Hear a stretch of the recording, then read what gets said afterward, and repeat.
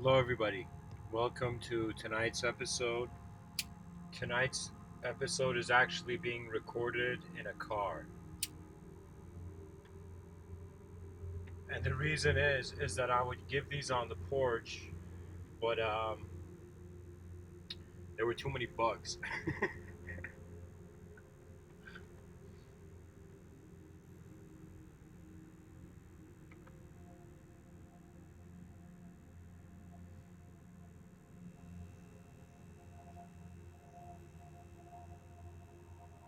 All right, time to open the eyes of the mind.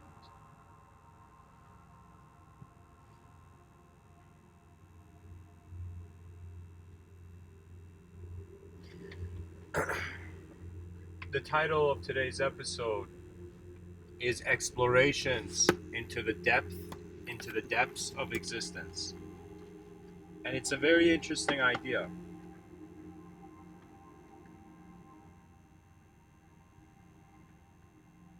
Because existence for us comes across as one dimension.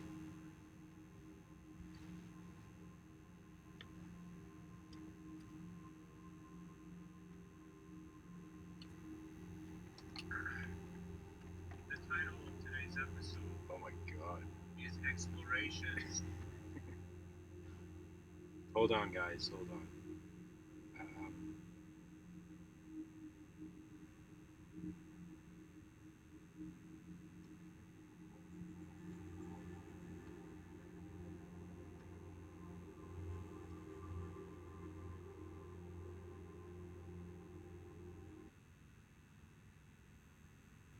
there we go.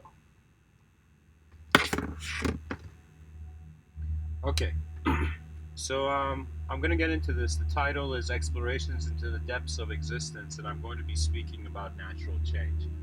I find that the person, their daily life, what their existence is, in some sense, is a series of active and wakeful moments of being.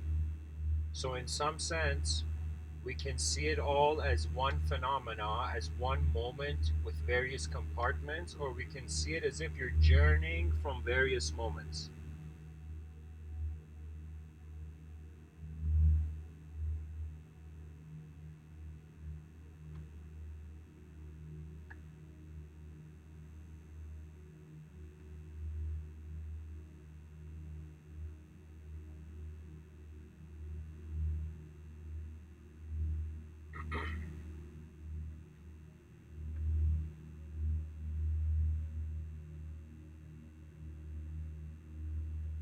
We've had authors such as Jules Verne write a book called Journey to the Center of the Earth. In some sense, man's imagination has wanted to get to the center of what is, in some sense, has a depth to it. In some sense, we looked at the surface of the ocean, we explored the depths afterwards. So, right now, in our current civilization in 2019, I find what's happening is, of course, we got to first consider the dimensions to the person. What society is a certain way of an acknowledgement of a human being. When you travel to different countries, you see the values that human beings have, in some sense, chosen to abide by are different. In some sense, there isn't one world where 8 billion people are in. There's 8 billion. There's 8 billion interpretations of the same world. Every person starts off in their own story of life at first, and then it is the responsibility of the child in the changing world to constantly update and adjust its intelligence. You see, in certain cultures, they said this guy's intelligent, this guy's sharp. That what they meant is that the person has an alertness in which raw data cannot be hidden from them. I find intelligence, you tell me, there's two people sitting in the living room. One of them imagines there's an elephant in the room, one of them imagines there isn't. Now they have to make decisions. They have to make a decision what they do. Do they leave the room or do they stay in the room? You know, let's say if the elephant is real, then they have to stay in the room. If the elephant is not real, they don't have to stay in the room. We will see that if only for one of them the elephant is real, but it is not objectively relatable to both. In some sense, it is not. How would I say it? It's like the person who doesn't see the elephant has more access to clear data. So the example of this is, it's not that we just see an elephant in the room. Sometimes we see ideas in a room. Right now, as I'm speaking to you, there's this presence of a moment of being. There's the objective self, there's the physical body, and then there's all these subjects that are, in some sense, at least in my experience and Mr. Within's experience, they're kind of like moving like streams. So there is a sort of river of imagery behind my eyes, which in some sense animates the next words that I'm saying. So what I'm trying to tell you is that the mind is not, we define ourselves based on an image, but when you really look at what the mind is, the mind has been the effort of physical reality to become subtle.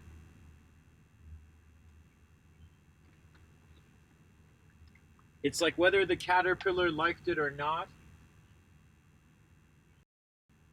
three concepts must be explored, especially for this title to make sense, you know? Let me say it like this. I wanted to say we have to look at what exploration means, which means the rawness of direct experience. We have to look at what, in some sense, depth means, which is, in some sense, seeing multiple dimensions. And we have to, in some sense, see what existence means, which is a happening, which is a grand happening, as if you have been invited to a party, but it wasn't what you're expecting. It's life on Earth. Our waking life is an opportunity, but seldom do people realize. They don't realize that their eyes are open once every day in that way.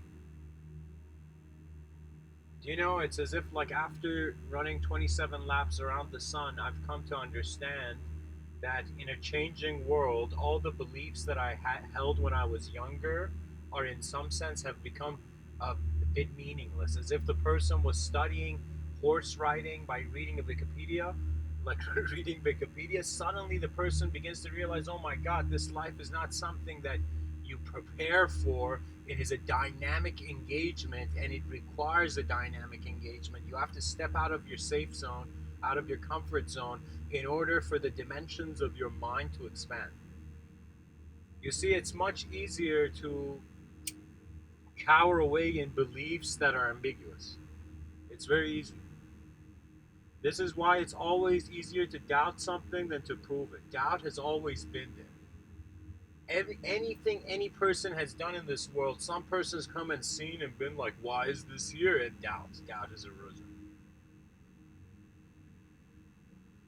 A person in there's this YouTube channel called Buddha at the Gas Pump. It's an incredible channel. The guy interviews many people there, and this guy was interviewing this person where I just remember his last name. His last name was Almas, Almas. And the guy asked him, I forget the guy's name to be honest, but the interviewer asked this guy, tell me about your history. And he gives an answer where I was like, yes, this man, his eyes have been opened in Sufi ways. They asked this guy about his past, and he said, there's three answers I can give you. There's a part of me that has always changed. There's a part of me that has never changed, and there's a part of me which is just the unknown. You see, we are oscillating between various ways that the world is kept. That's how our journey has color. That's how our imagination has movement. It's the space that your considerations have, in some sense, provided as the context for the concept to arise. It's like Christopher Columbus stepped out of his house. That was the first world he discovered. Then he stepped out of that world, and that was another world he discovered. And eventually, you'll see it's all about discovering the world. And when you physically can't discover the world anymore, you eventually will move internal. So that's what we notice. As this objective animal got a sense of where it was and what it is objectively, it wondered about beyond itself, because it could not ignore the fact that the species took a evolutionary leap towards utilizing language. So for me, I was like, what is this evolutionary intelligence doing? And then I recognized evolution is the intersection of two evolutionary dimensions. That means in two dimensions, there are two different things happening, and their intersection has come to be the human being.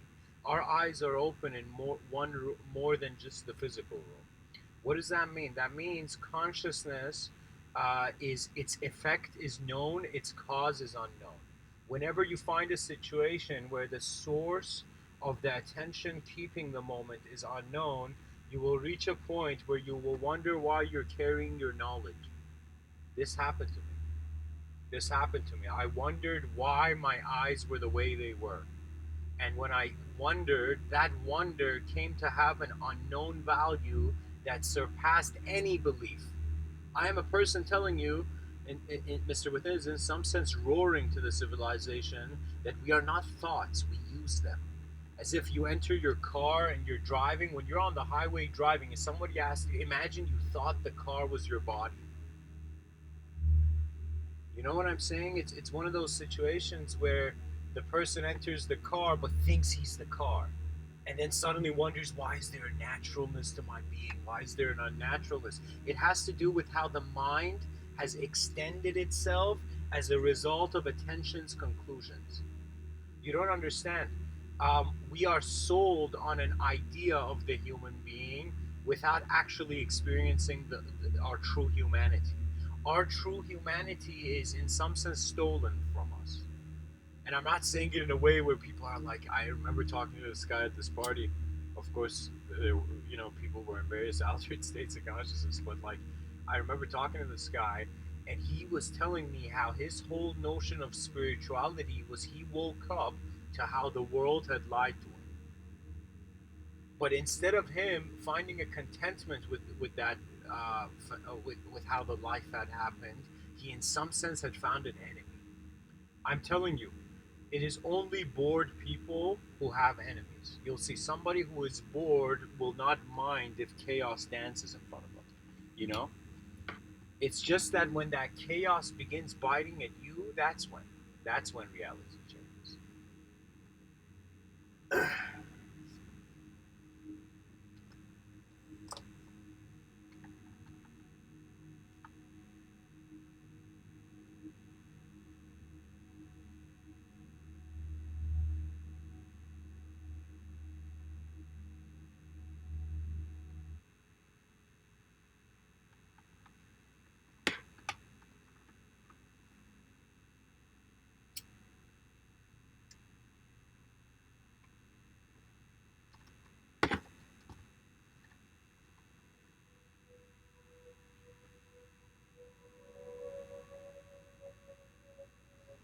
I'm trying to tell you, our knowledge is kept in the unknown.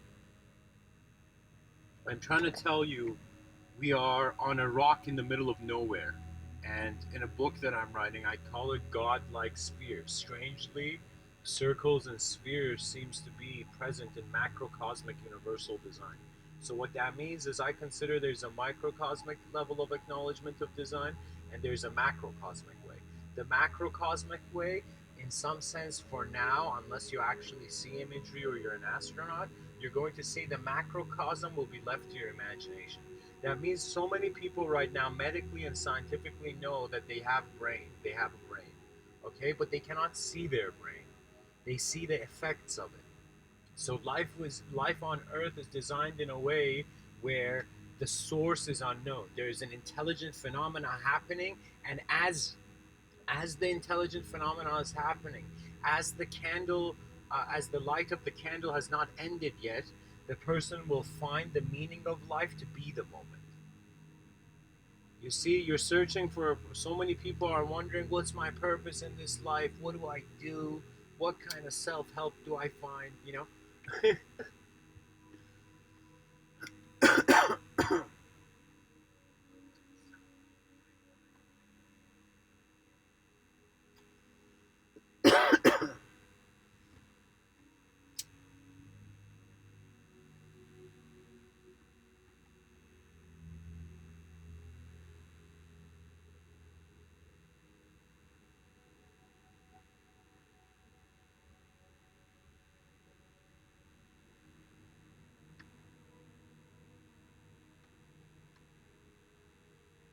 Your mind is made of the sky.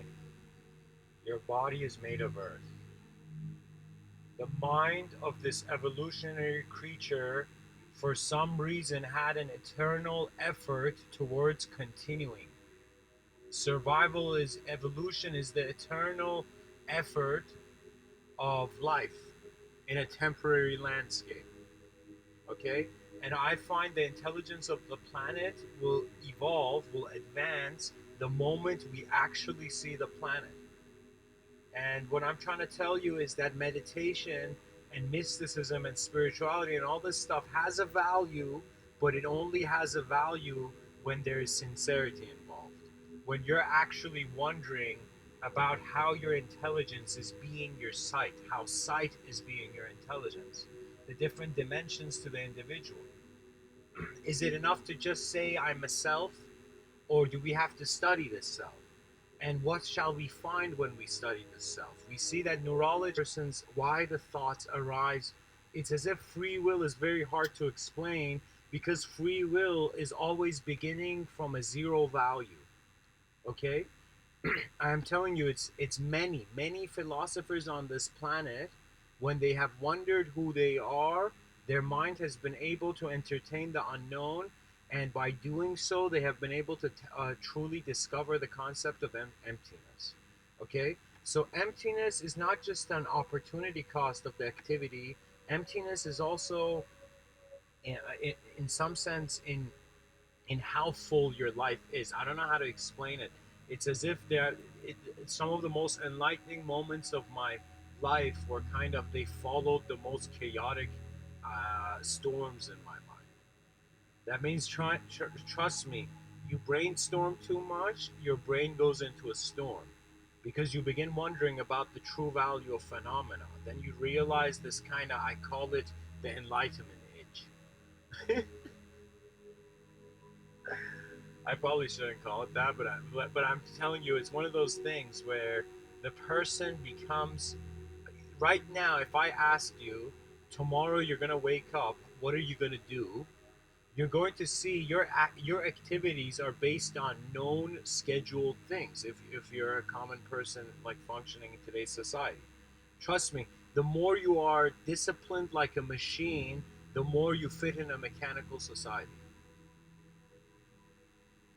I understand the effort it took for mastery. I saw the Shaolin monks and I saw how hard they were practicing.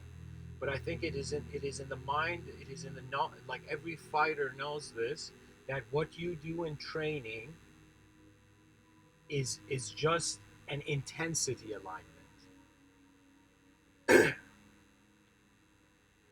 The reality is different. You cannot avoid various intensities of how manifestation occurs in your vision. There will be moments where it will be chaotic. There will be moments where it will be ordered.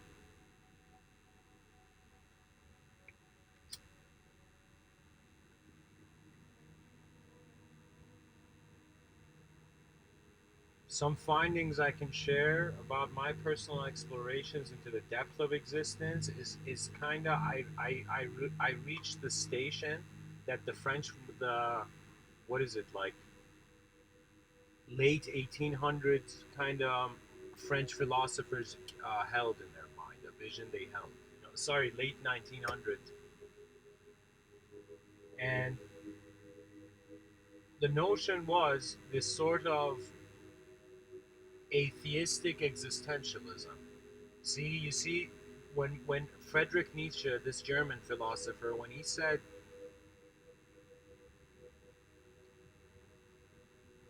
God is dead and we killed him, what that means is we killed imagination by trying to polish civilization's knowledge base based on a sort of uh, rationalistic purity. You see, there are people like Bertrand Russell who they say your beliefs should be only rational. The reason I think Bertrand Russell says this, and why, if you just have rational beliefs, you'll function well in life. The issue is that imagination has to be irrational to be imagination, because reality is being considered rationally. So let's say if all my beliefs on this world are rational, suddenly an irrational viewpoint arises in my mind. I notice something irrational. Now, when you look at it, like, it's very hilarious, guys. Just like how religions converted people, rationality is converting irrationality. And what that means is it's as if from levels of individual animalistic freedom, we are sacrificing that animal nature for a collective visionary process. Okay, so what that means is imagine 8 billion human beings built a tower physically together. Okay, they didn't use anything and they just started building a long tower together. Okay, you'll see physically 8 billion human beings can have an influence on this civilization. Okay, but what do the minds of these 8 billion people lead to? Where can it lead to?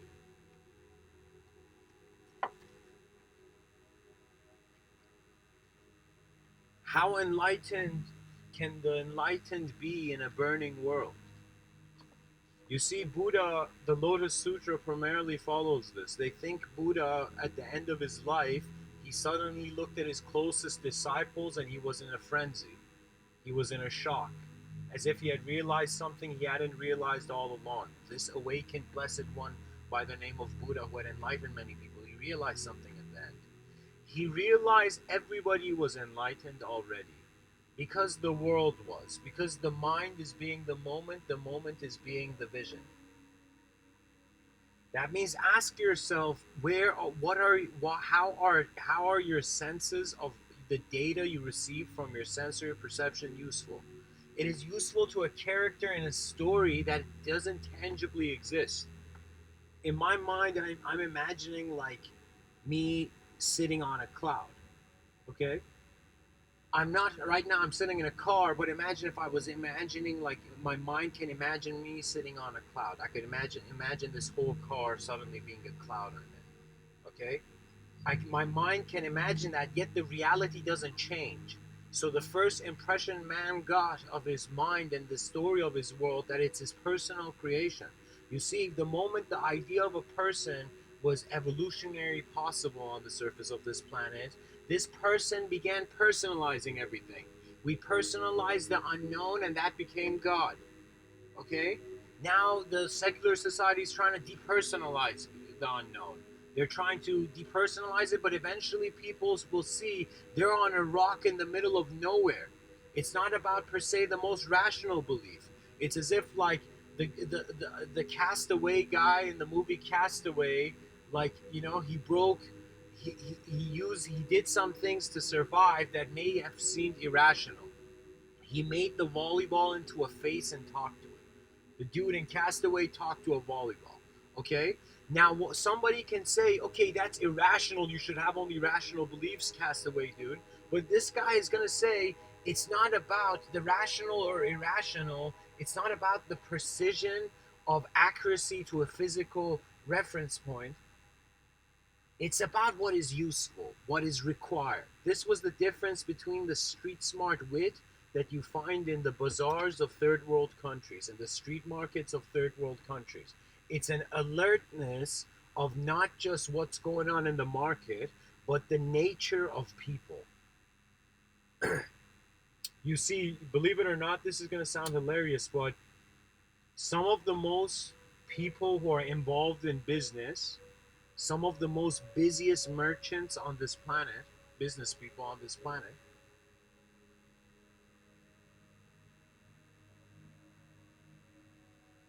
they entertain metaphysical notions of the world to such a degree that destiny becomes where your story is leading.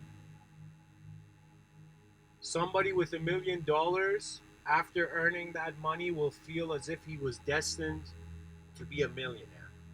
Okay? It's so easy to storify existence. When you truly explore,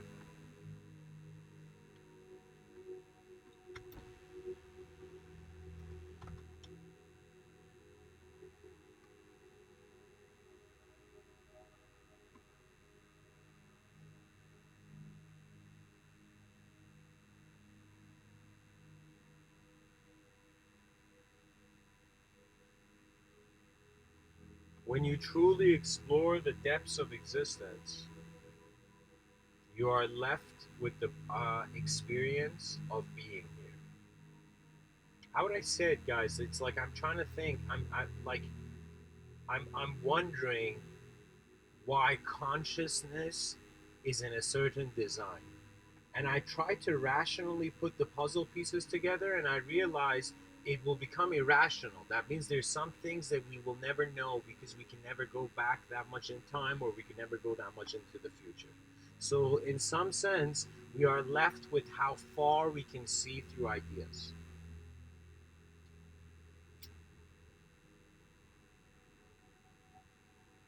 Somebody came to Osho and said, "What's my purpose?" He said, "Life, your mind is a phenomenon." That's the cool part. You see, if we are to believe that we are something, we have to also believe, or in some sense, find valid that uh, we are being something. Okay, so when I'm telling you that there is unknown dimensions to every person's intelligence, and that's why you can't measure the person's IQ, because you never know in how many different environments, in how many different ways that person would behave. And there's many different dimensions of intelligence at work here. There's again the subjective self, the objective self, but there's the witness of both. In the Vedic tradition, the notion of the true self was a very fascinating notion. Your true self was the soul of existence, was the soul of the world.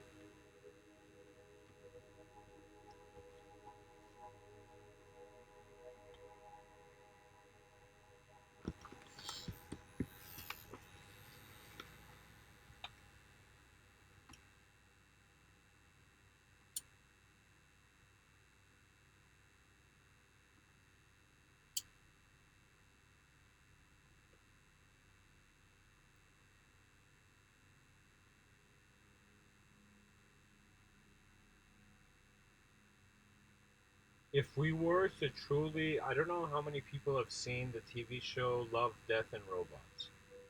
There's an episode there called Beyond the Aquila Rift. It's an intense episode. It's not for everybody. It's really deep sci-fi. But the notion of it is that a person suddenly wakes up to the true nature of things.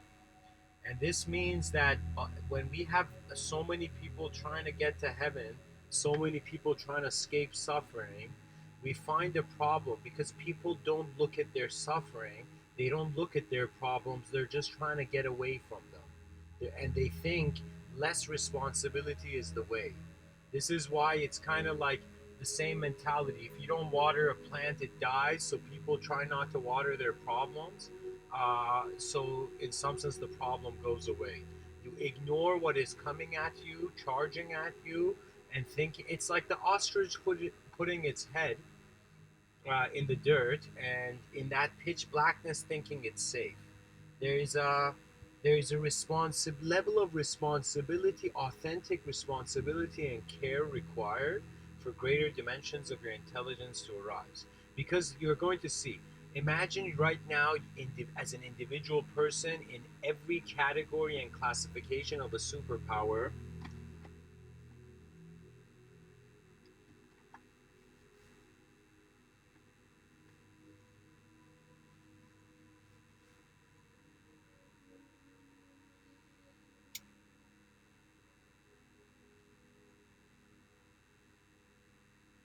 Once the individual is perfected, the individual will seek its greater dimensions, hence realizing its greater dimension, the human being's greater dimensions, intersect with the greater dimensions of the world.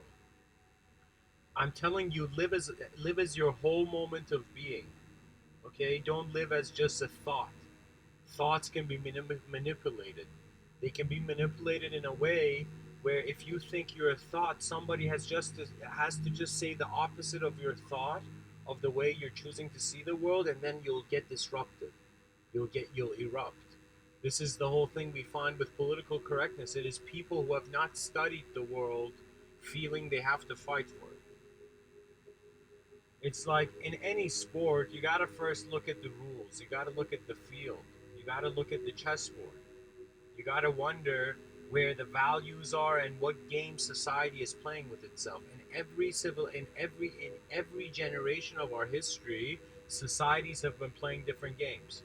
In some sectors, maybe they haven't. Maybe our educational system has not evolved that far from the time where soldiers in the UK, when they were conquering other colonies and whatnot, had to run from one bunker to another bunker, and they should have memorized all of the information and been able to relay it. For me, there's two ways. You're either wanting to know things because you have to, because it's like somebody told you that's the way out, or you actually want to know what's happening. And I find that route to be more interesting, because eventually the person, when you think of it this way, if you were to write a diary, okay, let's say you and a friend, okay, live one day, and at the end of the day you're writing a diary, okay. Now when you write your diary, your sense of self had access to the way you saw the world and your imagination. But when your friends saw you throughout the day, if they were to write what you did, they would have only access to the physical aspect. So this means that if we were to compare the different diary entries, the different observation entries of one person, how did they see life, and another person, how did they see that person seeing life, you'll see we are limited to each other's objective dimensions of sight unless we communicate. Unless in it, like communication, language was the evolution of a technology that could create a bridge between the inner realm and the outer realm. Suddenly emotions could have words, be ascribed to them by the intelligence of the person and communicated. The fact that we can speak, the fact that I can speak to you right now, it's very funny. Would you believe it if I told you this whole existence, all the elemental forces, they came from stillness and silence? Would you believe the world starts from stillness and silence? Have you ever woken up early in the early morning in a proper like sleep schedule at 4 a.m. and just heard the silence of the city? And suddenly, as the day goes on, so many different things become active. As you live throughout the day after you wake up, you kind of see like, how do I say?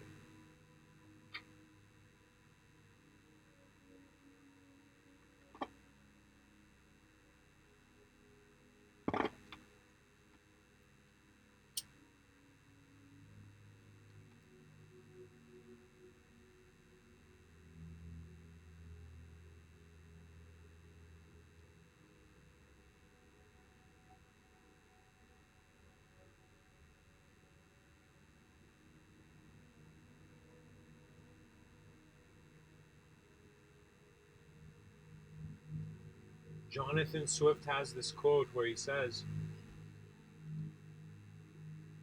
"Vision is the art of seeing what is invisible to others." What that means is your imagination is the next level of this world.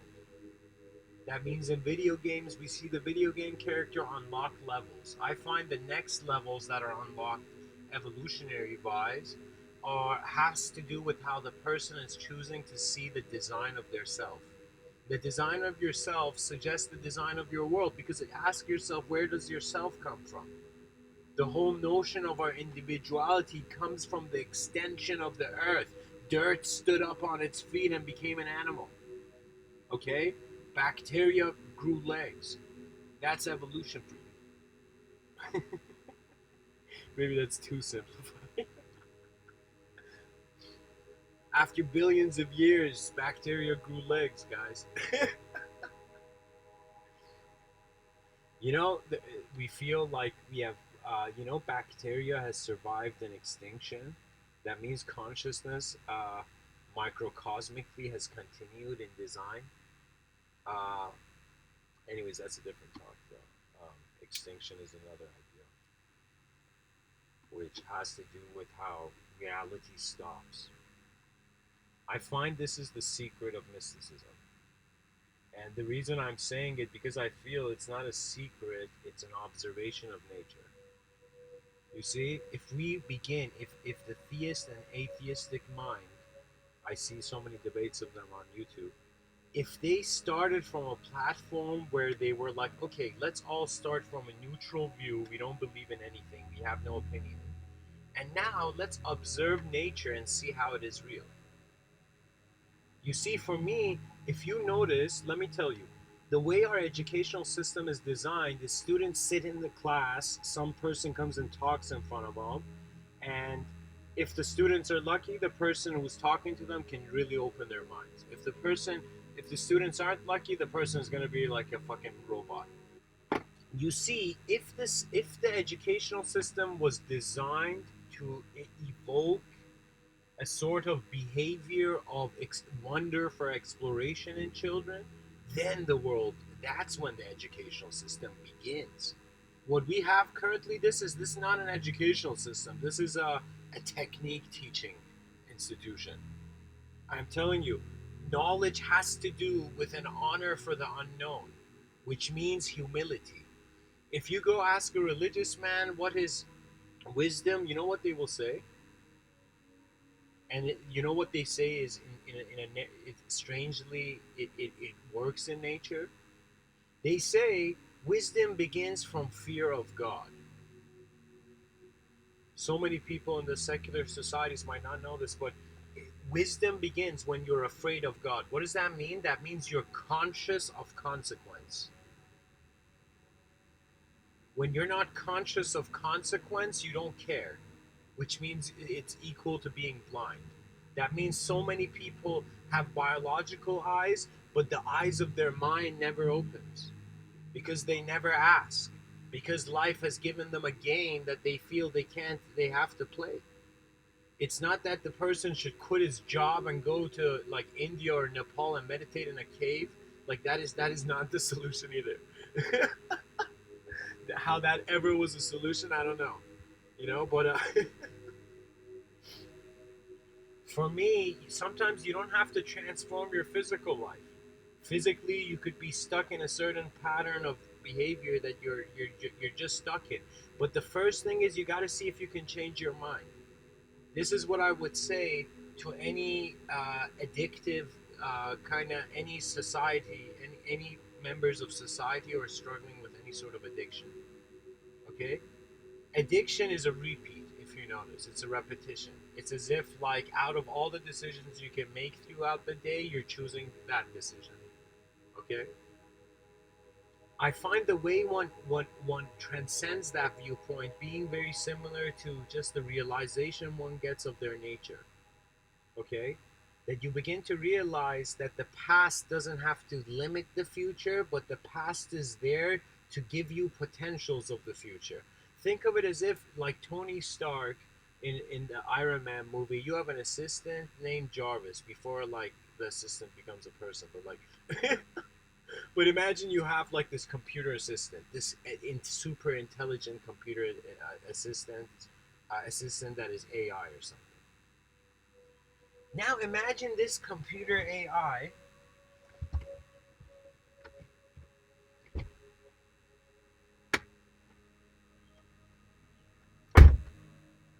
This computer AI constantly gives you updates of potential ways that the day can happen.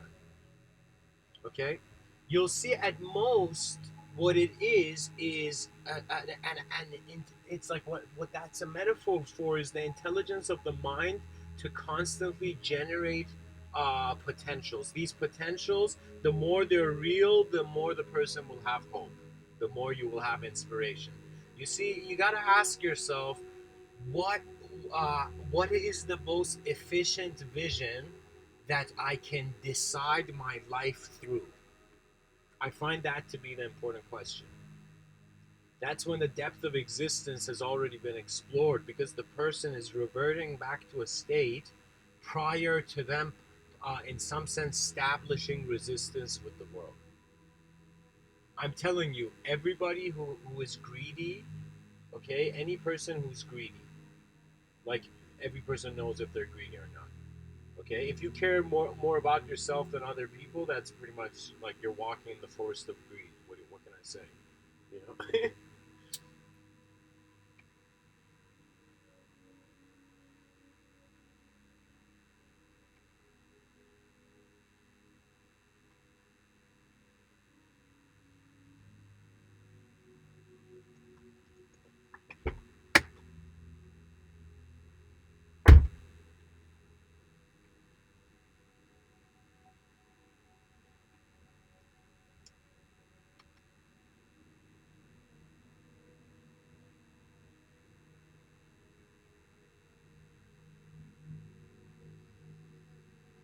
Imagine your mind is a gift, which every time you open, you see there's more left to the gift. Just have a state of mind in this life where whatever that's important for you, your full intelligence gets activated for. Whatever you care for, it doesn't matter. You'll notice, like, it's very hilarious. Um, um, how do I say it? Too many thoughts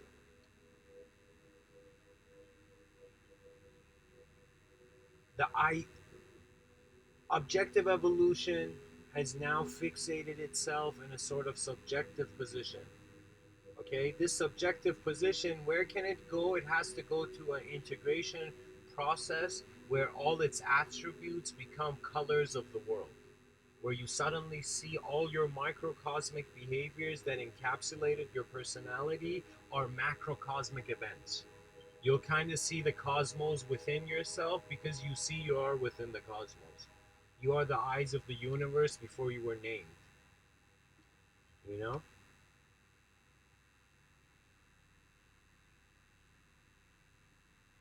Do you believe there's been certain yogis on this planet where they never spoke to anybody who asked the question, what is the spirit or the soul?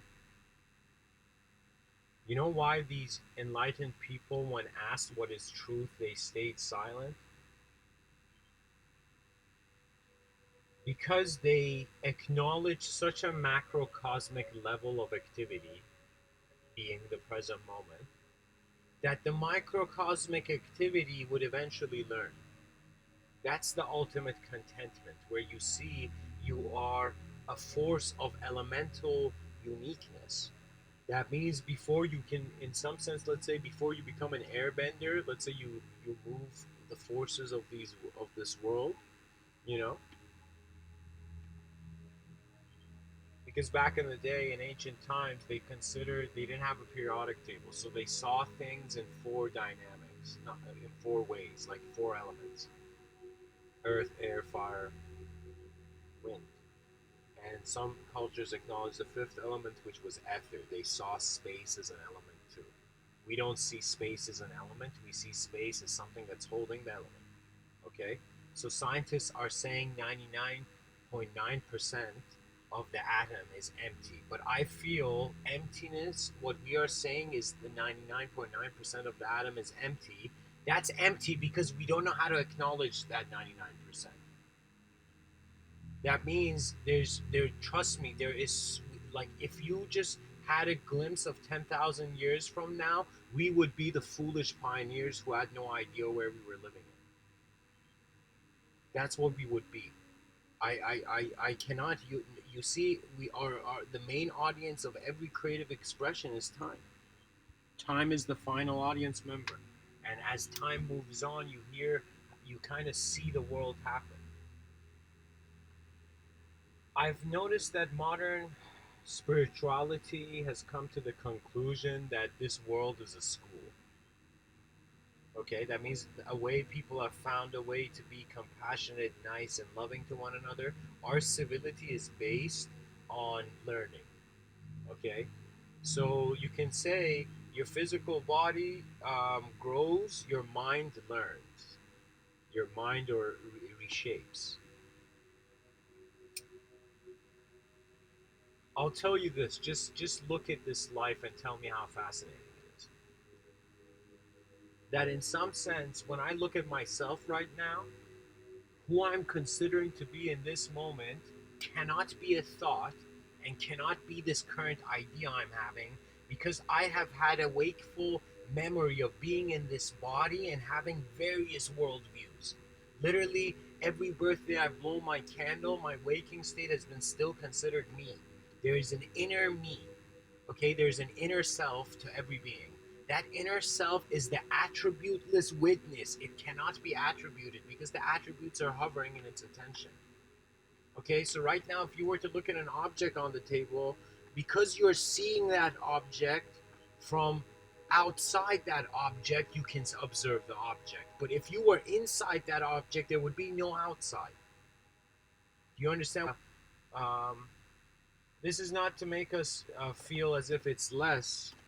We are less by this, but language, there's a linguistic simulation of the world. We're all entertaining this.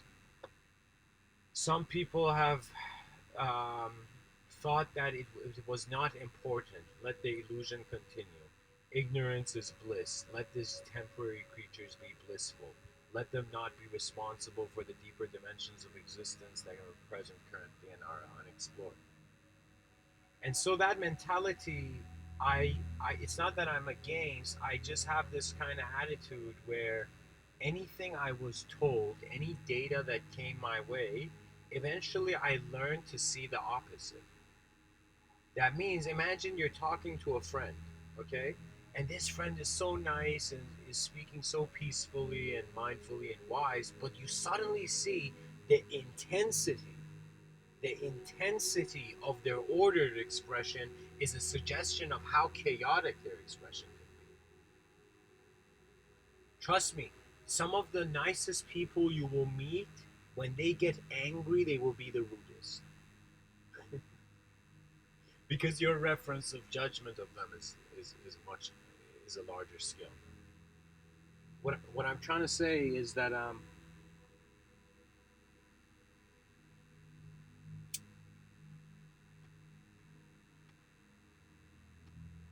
the soul of thought is an attributeless attention. When you learn to acknowledge, like, you don't understand, a lot of life is happening involuntarily. Your heart is beating on its own right now, okay? Before you had, even as a child, you even learned language and thoughts, your intelligence was automatically happening. So the first thing we find, regardless whether you're religious or not, I'm speaking to both audiences. I'm speaking to human beings. So regardless of the idea you hold, it doesn't matter for me. Like, you can wear whatever T-shirt you want, but it's like the truth is the truth, regardless of the way it's contained. Man will look at this reality and see that the cosmos, for the religious person, is how is moving the world. It's God's will in all phenomena. For the secular mind, it is in some sense just the forces of nature unfolding. Whether you call it God or energy, whatever you like, you know,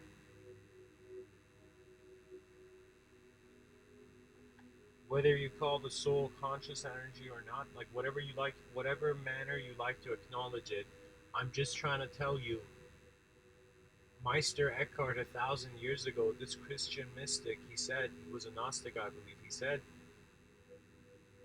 the same eyes I see God are the same eyes God sees me. What he meant is the moment of being will be seen to be where the cause and effect of your intelligence are occurring simultaneously. That means, as you right now are thinking that you are your thoughts, if somebody was to ask you who are you and you get a thought, you have an answer for them, interview answer for them, you'll suddenly see that thought is not you.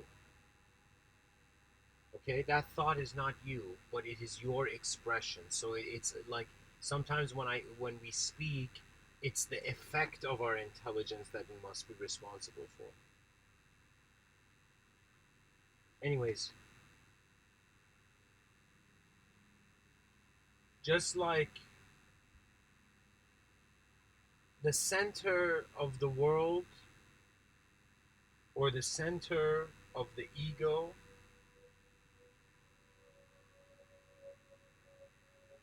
is the unknown. That's it. That's the edge of mysticism.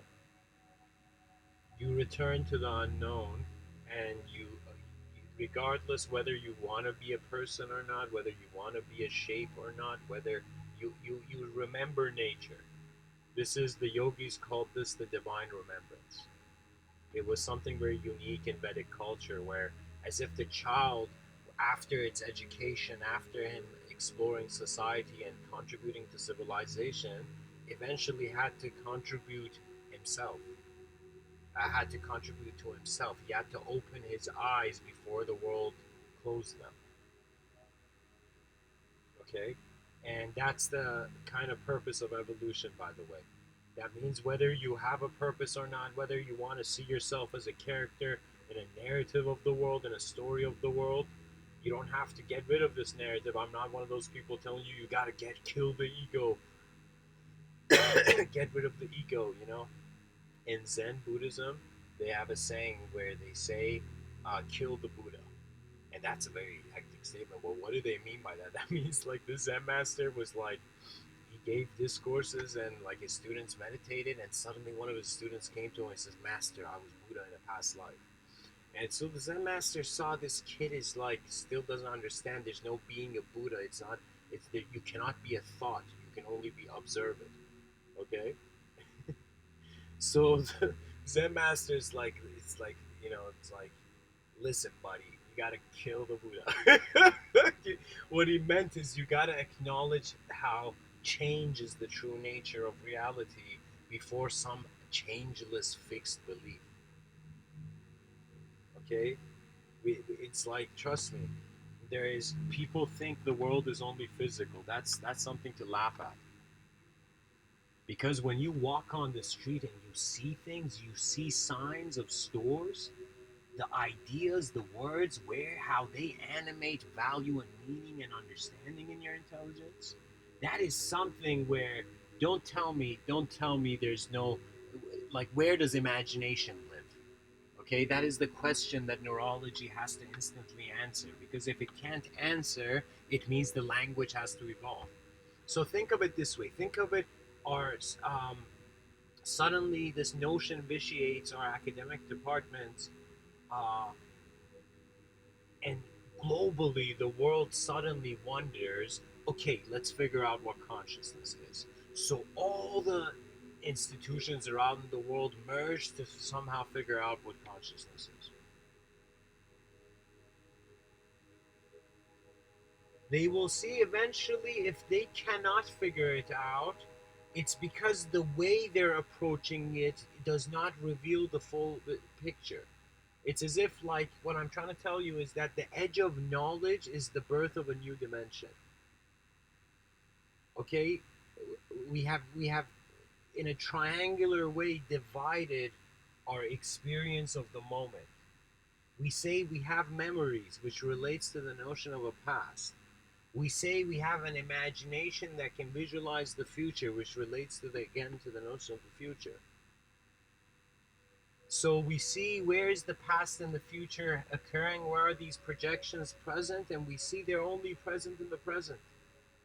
You know, somebody said, why is it called a present? He's like, because every moment's a gift.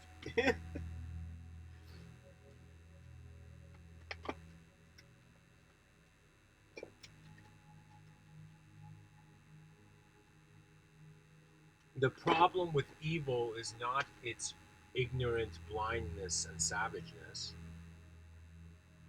The problem of evil is why it has not wondered, why, how would I say it has it why it has not wondered, uh, about the other side.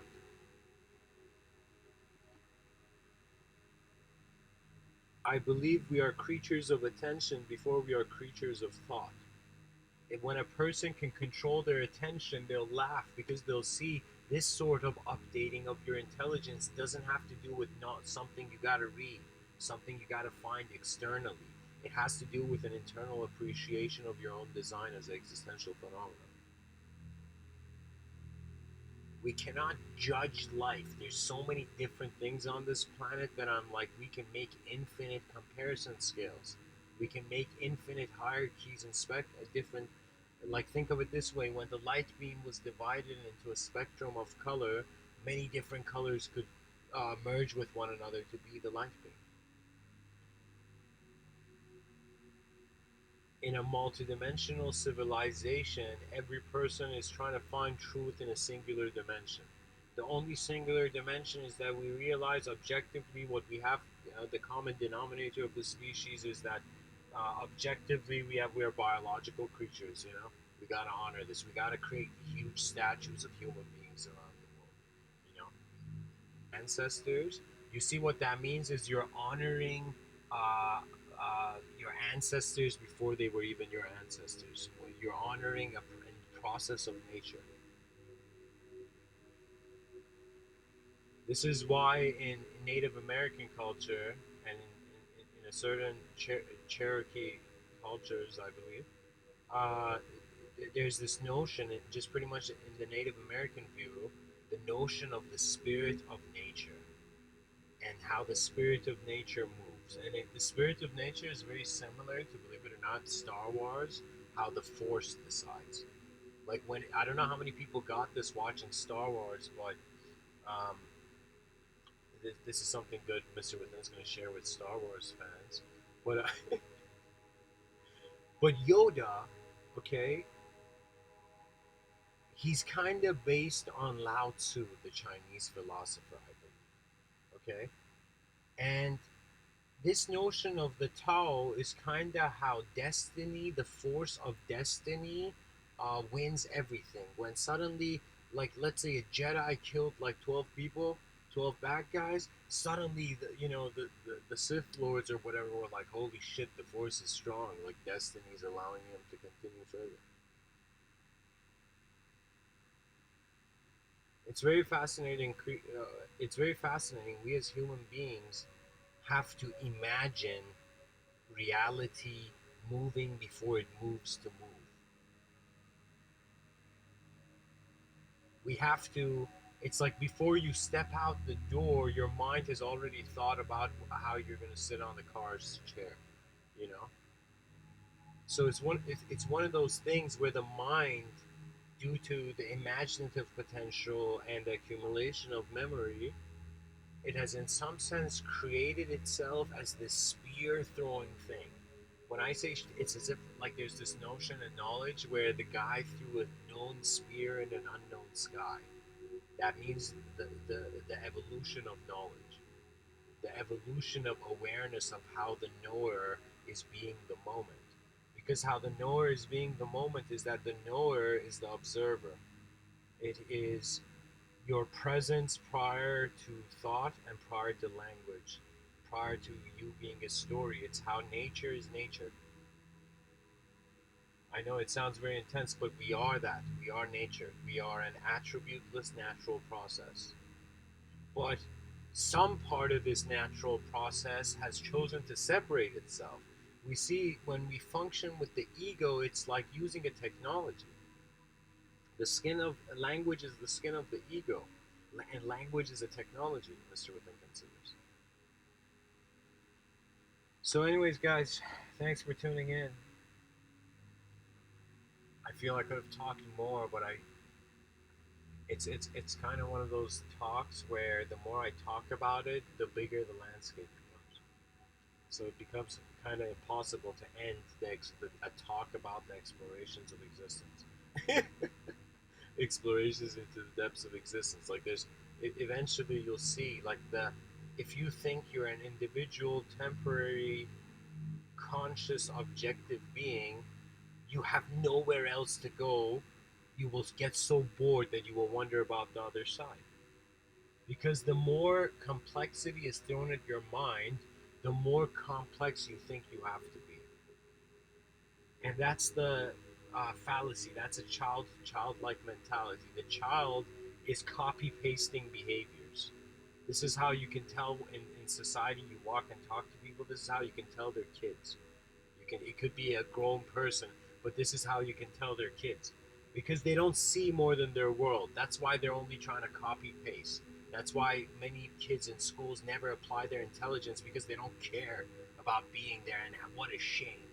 What a shame where the child is literally living in the school, okay, living in that high school, and in living in that high school doesn't recognize, or it maybe is not given. I feel like we should have, society has not understood the value of being able to create a system, a network, an educational network where the greatest ideas can find the global stage instantly. And this is more than just the internet. This has to do with an academic value. It's like when the values of education change, that's when the world will change.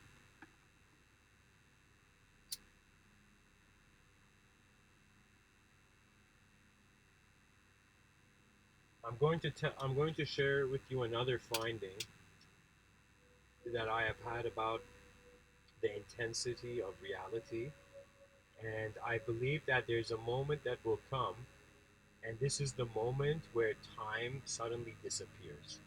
And you're going to be like, Mr. Within, what do you mean time disappears? And I'll tell you, time disappears because what exists is what is in your attention. And if somebody is talking to you, but you're hungry and you're thinking about what you have for dinner at home, it's one of those notions where, how would I tell you? It's like you're here but you're not. You're here but you're somewhere else. As if I found it very emotional. For me, I was raised in a Muslim environment, but when I was 7, by the age of 7. But then from here on, I went to Canada, and my mind kind of swam in a secular society.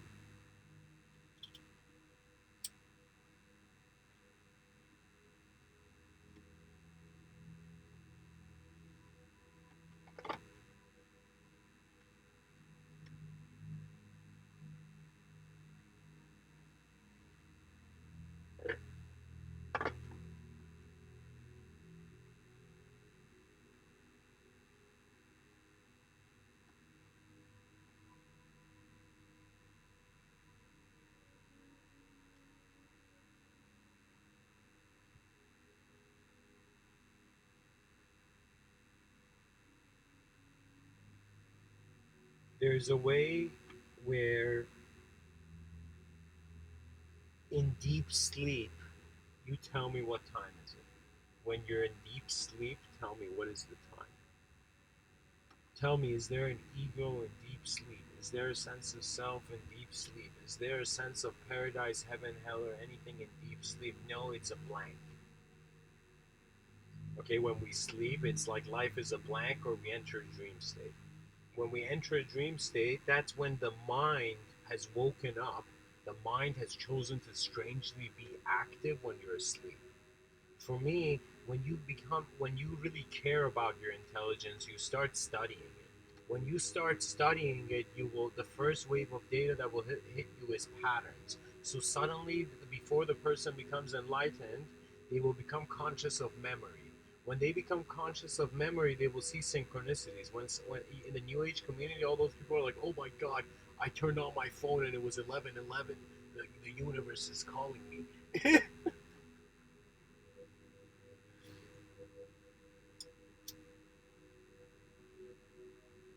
The notion of synchronicity is for you to pay attention to your memory. When you pay attention to your memory, you cannot avoid the axis of space and time you have kept.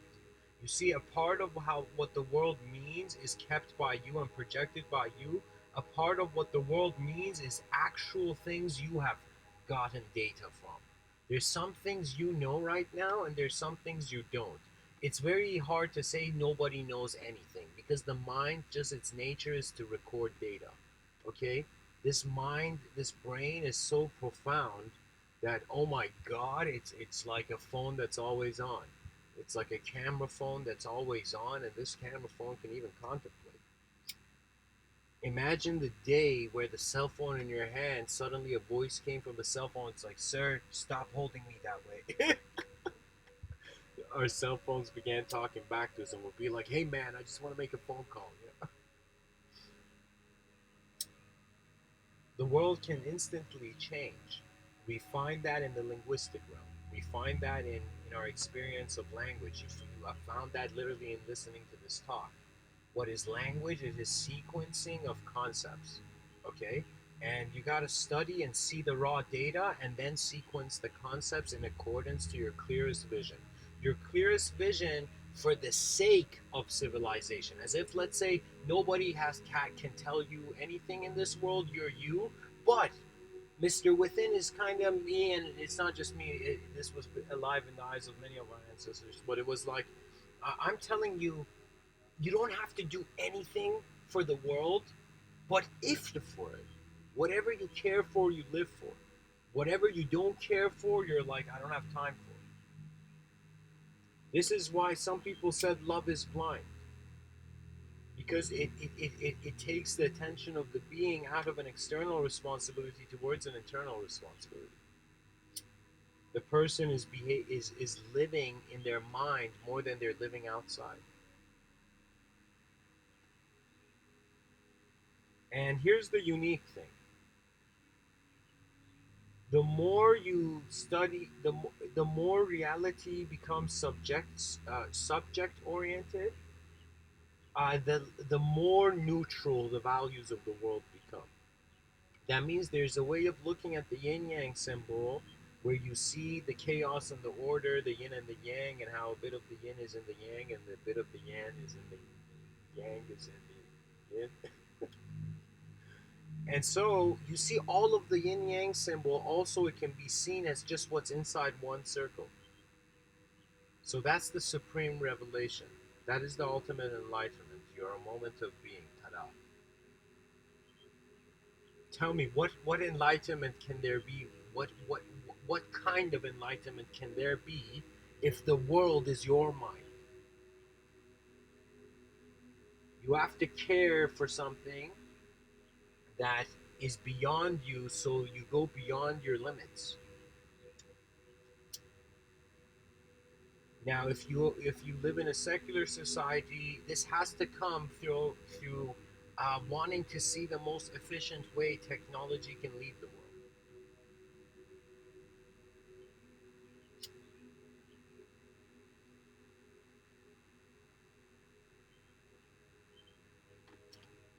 For me, when I see, and I shouldn't be commenting on this, but I'm saying that when I see extreme religious behavior, I see a failure of that person to recognize that everything is God's will. Okay, so this is why extreme violence never made sense, because violence was also God's will. Okay, God could have easily, because of being God, forgiven Adam and Eve. But why did he not forgive? Why was the evolutionary spark lit? Why did the eyes of man extend forth? Why did our ancestors look at the sky and wonder if they would ever go beyond it? Why have our eyes opened this far? And I find it's not a coincidence. It's the effort of billions of people in history. We have not just lifted our species, uh, you know, from dirt into the leg, like into, you know, feet. Again, back to your groove feet, after a billion years.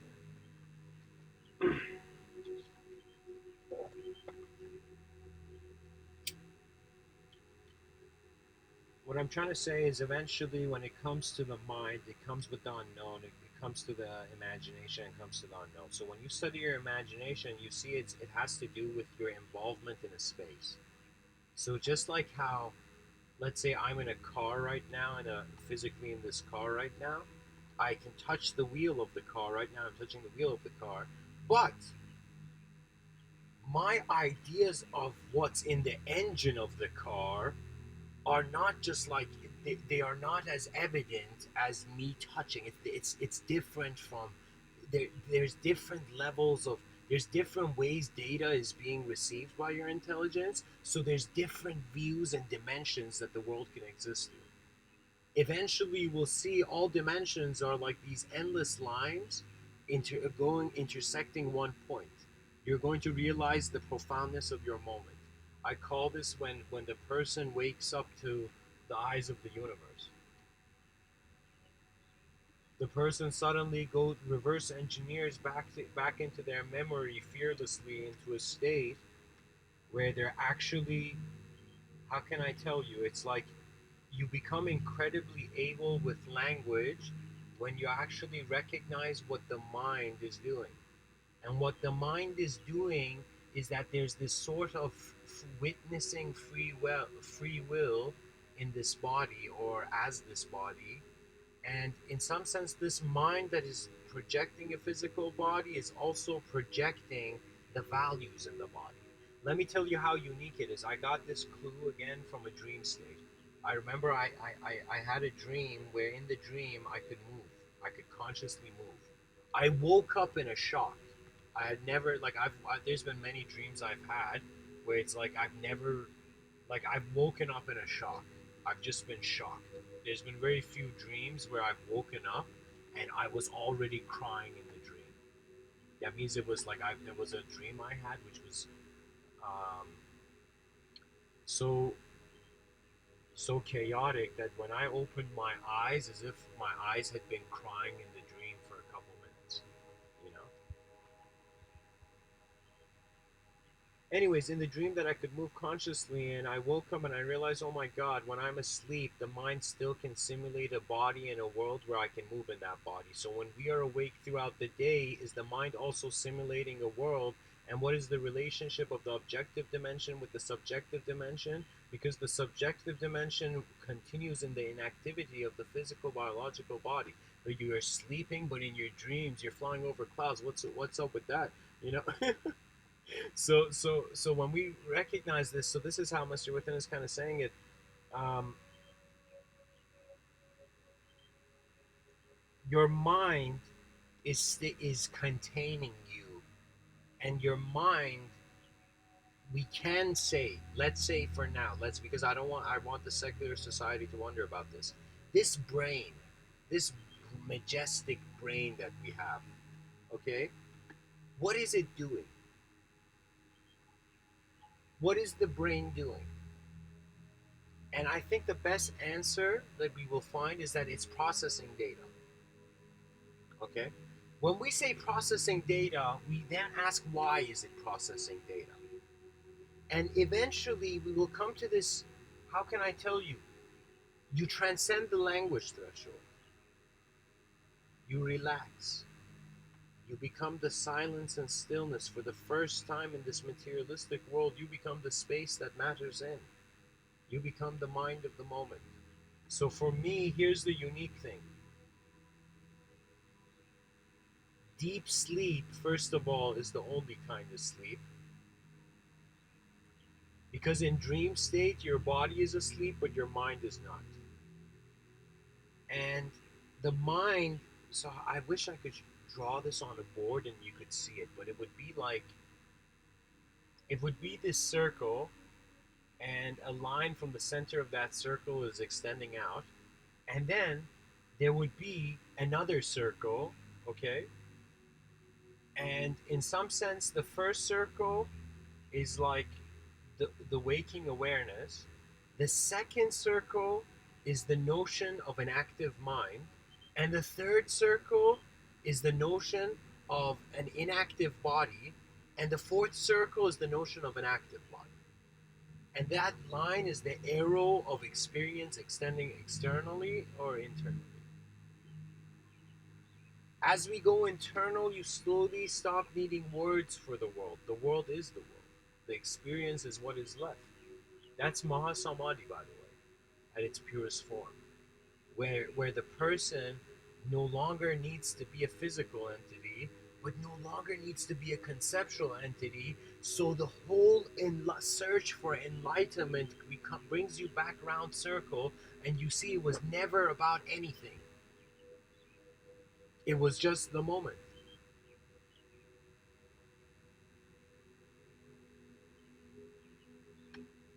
Anyways, guys, thanks for tuning in. I hope this talk has served you. Much blessings and namaste. As we explore the depths of existence,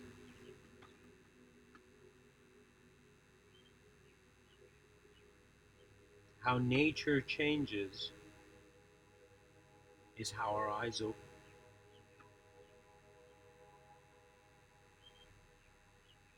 Leave your comments below in the comment section. I always wanted to try that, but you don't have to comment. Thank you guys. Much blessings.